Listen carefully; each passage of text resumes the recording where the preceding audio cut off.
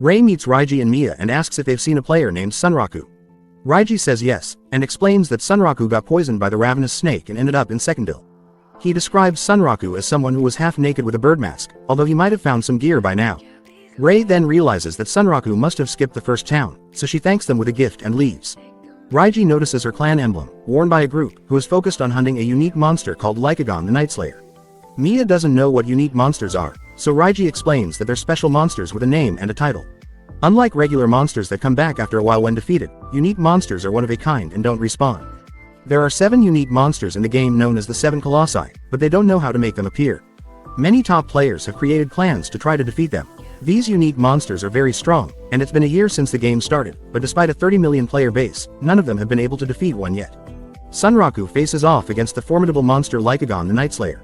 As the redcap goblins had fallen to a single attack, Sunraku realized that even one hit from Lycagon could defeat him. Lycagon strikes, but Sunraku skillfully blocks and counters, though his attack proves ineffective. He's relieved that he learned the perfect parry technique, or he'd be in real trouble. Sunraku equips the Vorpal choppers and lands critical hits on Lycagon's paw as it attacks. He dodges several more times and lands another critical blow. Lycagon then vanishes and reappears behind Sunraku, but Sunraku narrowly dodges the attack. They continue their battle for about 5 minutes, with Sunraku dodging all of Lycagon's attacks, but despite landing many critical hits, they seem to have no impact. And his Vorpal choppers seem to be wearing down. Sunraku realizes Lycagon is too tough for him right now but continues to enjoy the fight. After a few more critical hits, Lycagon suddenly paused and howled. This action paralyzes Sunraku, and at that moment, Lycagon strikes, cutting Sunraku's legs so quickly that he couldn't even see what hit him. Miraculously, he manages to survive with just 1 HP left. Sunraku then compliments Lycagon's incredible strength, but its strength programmed, which means beating it was possible. He resolves not to care about the last boss or the game story, strengthening his determination to eventually defeat Lycagon, even if it takes time. And tells Lycagon that until then, it must avoid being defeated by anyone else. Lycagon then bites Sunraku, ending his life and applying Lycagon's marked curse. Sunraku respawns at the inn in Secondil and notices that he's under a curse. The curse prevents him from wearing armor in certain spots, makes weaker monsters run away, gives him new options when talking to NPCs, and makes cursed body parts resistant to magic. He's frustrated that he can't wear any armor and thinks it's a bad game design. Sunraku also realizes that even though he didn't defeat Lycagon, he gained a lot of experience just by fighting it and reached level 28. With 50 points to spend, he plans to improve his character but ends up investing in other areas, not in vitality.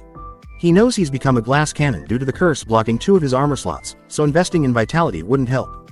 Sunraku believes his high luck stat is the reason he survived the wolf's attack with just 1 HP. A little while later, a bunny lands on his head and greets him. Sunraku realizes it's a Vorpal bunny, different from the ones he killed in the forest, and wonders if they appeared in town. The bunny then runs, and Sunraku decides to follow it, thinking he might get a rare item if he catches it.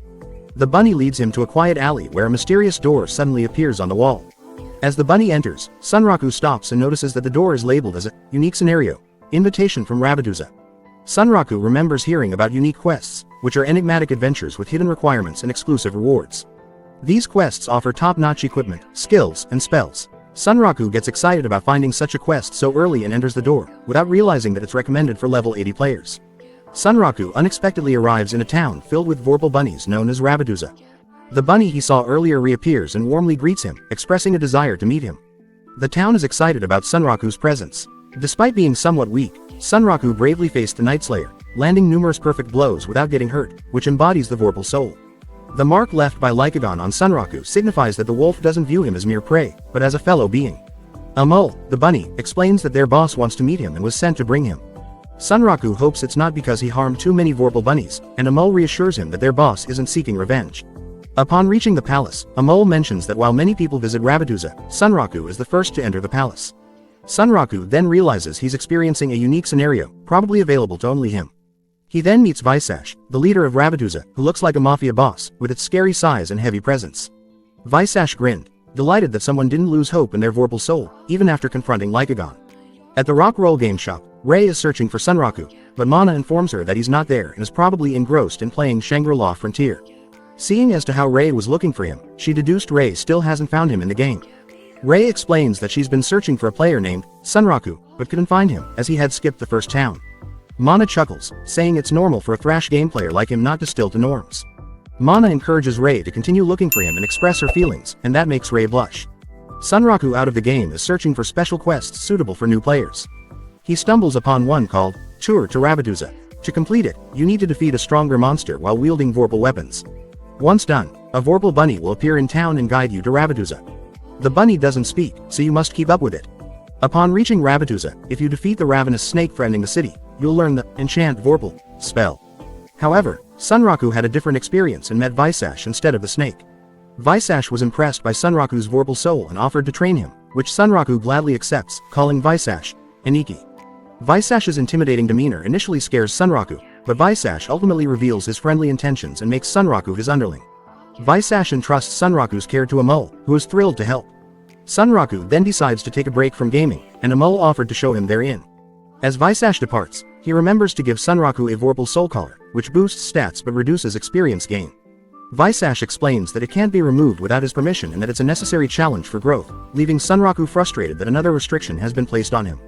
Sunraku keeps searching online, but he realizes that no one is aware of a mole or the Vorpal Soul Collar. Feeling like he's the only one who knows about it, he gets excited.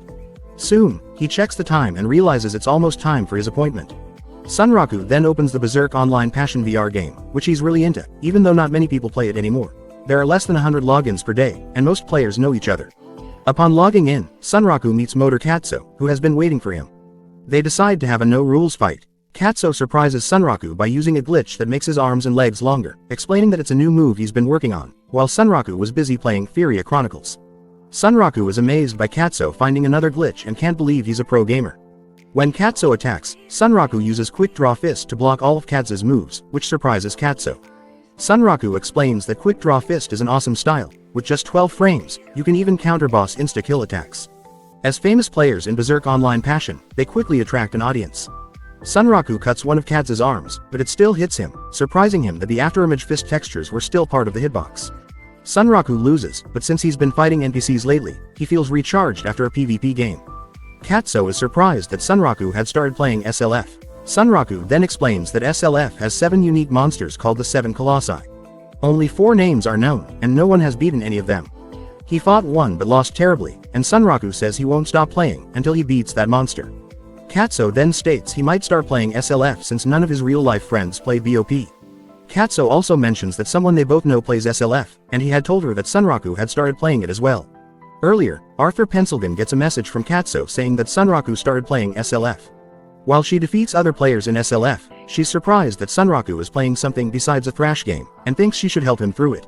Sunraku comes back to SLF and talks to a mole about going to Thirdrema before summer break starts. A mole doesn't fully understand but agrees to help, sending him a party request.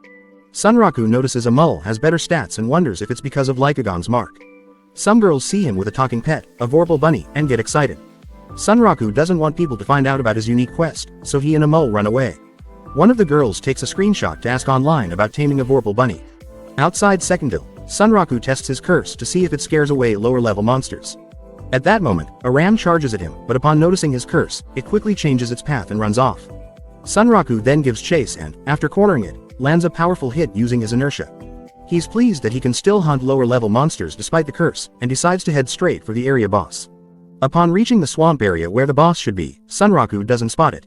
A mole explains that the boss, Mud Digger, emerges from the ground to attack, so they need a way to hold it in place. Sunraku realizes that he'll likely have to face the boss in the swamp, and that was a disadvantage to him. In SLF, the swamp terrain forces a walking state, where one leg remains stuck in the marsh until the other reaches the bottom. A mole then alerts Sunraku of the boss presence, and the Mud Digger area boss then appears. And with that, we conclude this episode.